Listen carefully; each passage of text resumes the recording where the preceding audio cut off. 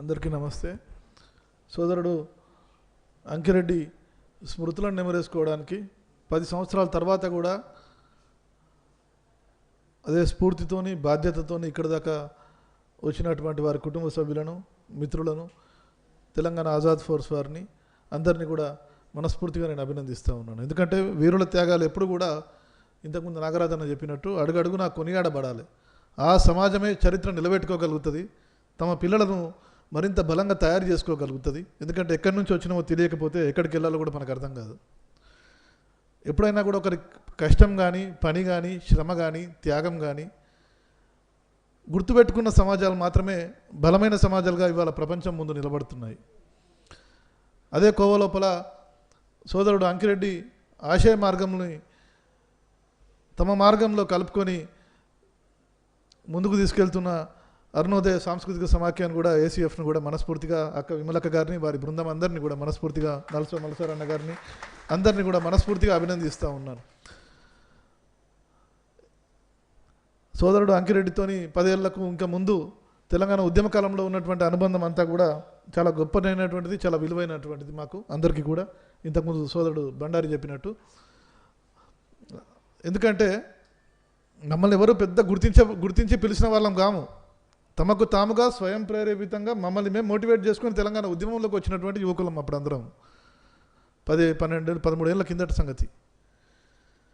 మాకెవరు పిలిచి రికగ్నిషన్లు ఇచ్చిన దాఖలాలు లేవు ఆ సమయం లోపల. కానీ మన బాధ్యత, మనిషి ఎటు నిలబడాలంటే విజయం వైపా అపజయం వైపా అంటే కాదు, సత్యం వైపు అన్నది మేము నమ్మినాం. కాబట్టి తెలంగాణ వస్తుందో తెలియదు, రాదో తెలియదు, నా మార్గం మాత్రం తెలంగాణ వైపే ఎంచుకున్నాం.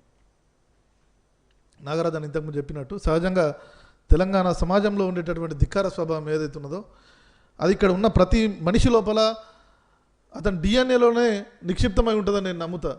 అతను మనిషి సాఫ్ట్గా ఉన్నా సరే, ర్యాష్గా ఉన్నా సరే, ఎట్లున్నా సరే ఒక సత్యసంధత, ఒక ధర్మం వైపు నిలబడాలా అన్న ఆ నిబద్ధత తెలంగాణ లోపల అడుగడుగునా కనిపిస్తుంది. ఇదే ఇంకా ఇతర ప్రాంతాల మనం అడిగితే మీరు పిచ్చోళ్ళ ఉట్టిగా తెచ్చిపోతారంటారు. అది ఈ గడ్డ మీద ఈ త్యాగం చాలా అత్యంత రమ్యమైనదిగా కీర్తించబడ్డ గడ్డ ఈ తెలంగాణ నేల. ప్రజావీరులు, మృత్యుంజయులు అని మనం దాదాపు దశాబ్దాల తరబడి ఆ గోరింకల సభలలో మనం నేర్చుకున్న అంశాలు ఏవైతే ఉన్నాయో, సాయుధ పోరాటం నుంచి నిన్న మొన్నటి అన్నల అస్తమయాల దాకా ఆ తత్వం అంతా కూడా తెలంగాణ లోపల అడుగడుగున ప్రతి ప్రజా ఉద్యమం లోపల కనిపిస్తూ ఉంటుంది. సంబంధం ఉన్నోళ్ళే కాదు, సంబంధం లేనోళ్ళు కూడా దాంట్లో ఇన్వాల్వ్ అయిపోతూ ఉంటారు. అక్కడెక్కడో పాలస్తీనా లోపల యుద్ధం జరుగుతుంటే ఇక్కడ ఆర్ట్స్ కాలేజ్ రూమ్ నెంబర్ 57 లోపల నిరసన సభలు జరుగుతూ ఉంటాయి. అది తెలంగాణ ధిక్కార స్వభావానికి గుర్తుగా మనందరం కూడా ముందుకు పోయినటువంటి సందర్భం.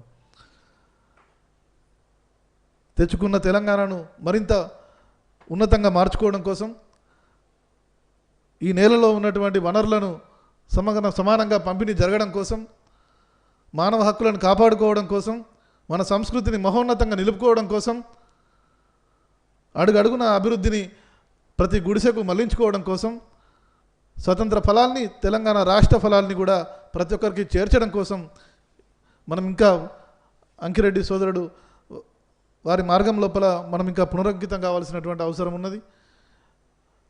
10 ఏళ్ల తర్వాత కూడా మరోసారి నాకు నిజంగా ఆశ్చర్యం అనిపిస్తుంది, సంతోషం అనిపిస్తున్నది. ఇంతమంది ఇక్కడికి ఒక దగ్గరికి చేరడం, ఒక సందర్భాన్ని నెమరేసుకోవడం, ఒక వ్యక్తిని గుర్తు చేసుకోవడం నిజంగా కూడా తెలంగాణ తత్వానికి ప్రతీక. ప్రతి ఒక్కరిని కూడా మనస్ఫూర్తిగా పేరు పేరున అభినందిస్తూ ఇదే ఒరవడిని ఇక ముందు కూడా కొనసాగించాలని ప్రతి ఒక్కరిని కోరుతూ ఉన్నాను. జై తెలంగాణ. థ్యాంక్ యూ అన్న.